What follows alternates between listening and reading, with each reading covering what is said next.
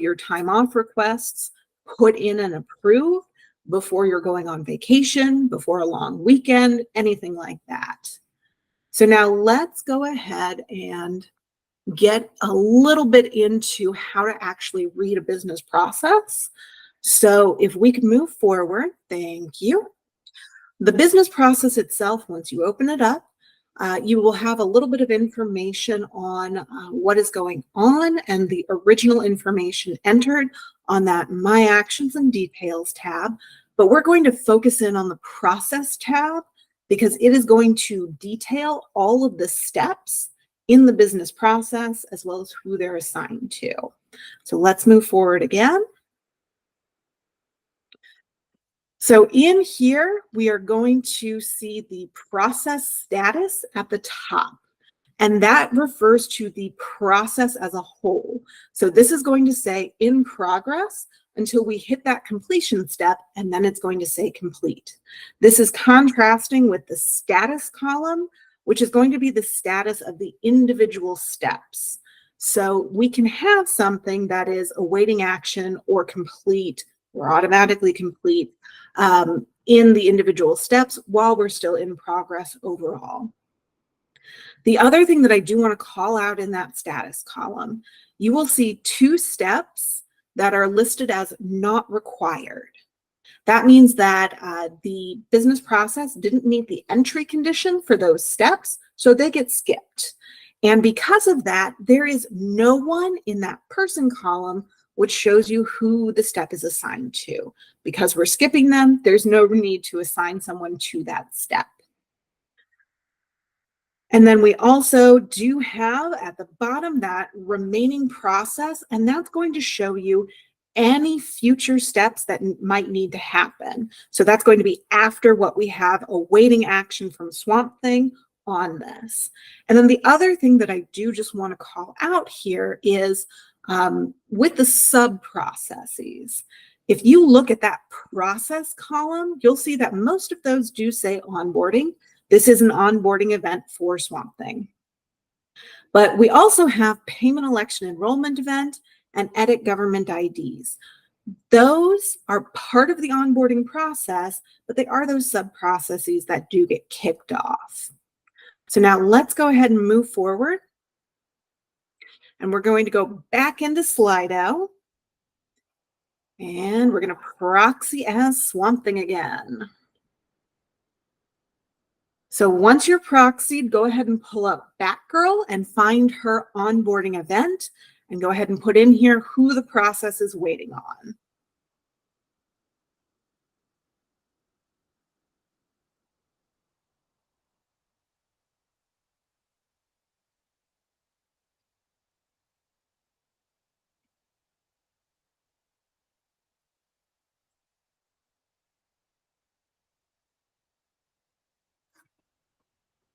All right, I see we have some folks beginning to type in.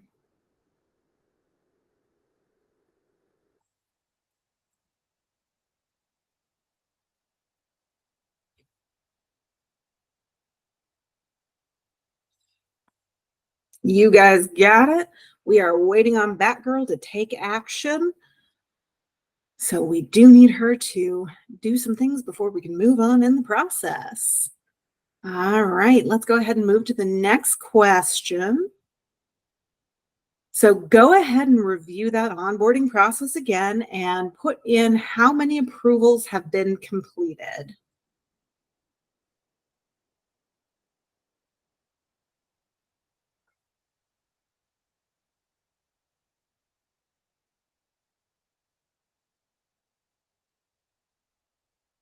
All right.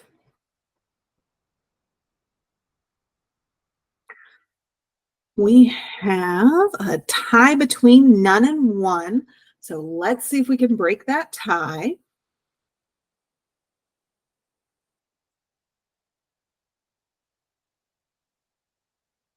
All right, so good job. We don't have any approvals that have been completed yet, but we do have approvals that will be happening in the process once Batgirl has finished with the task that she needs to do. And we've got one more question, so let's move forward here. Thank you. Go ahead and find Wonder Woman. We want to get into her worker history and look at her onboarding event. As you're going through, name one of the sub-processes of that onboarding event.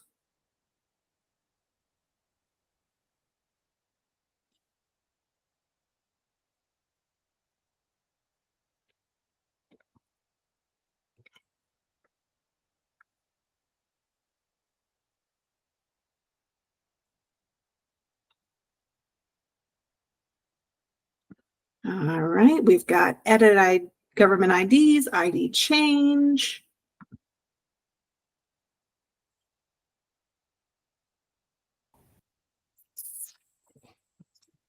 Oh, yep. What's up, Nicole?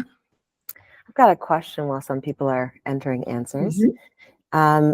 What does it mean if a business process is listed as proposed? And this is from Rachel. So if a business process is entered as proposed, that means that the process itself has been entered, but it's sort of paused and likely it's waiting on some type of approval or some type of inputted action in that very first step.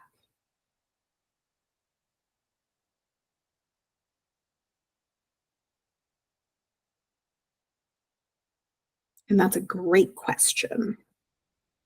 Some of the other things that you might see as far as status goes would be things like canceled, rescinded, in error.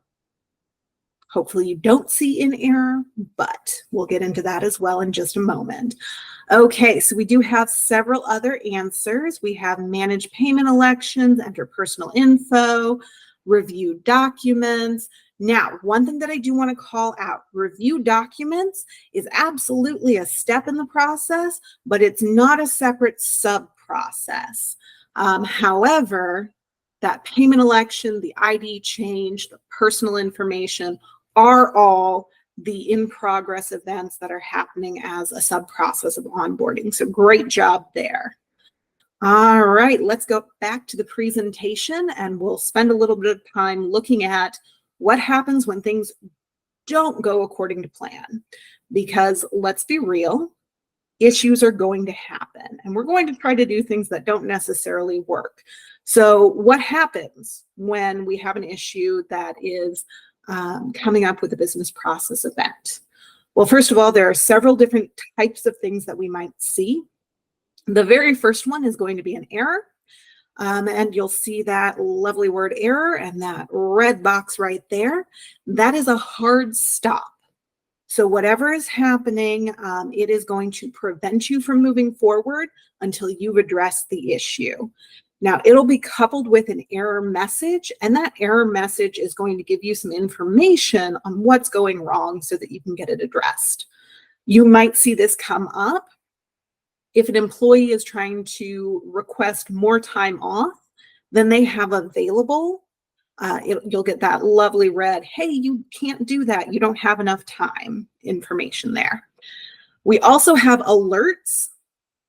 And again, you'll see the word alert. You'll see this orange box as well as an alert message.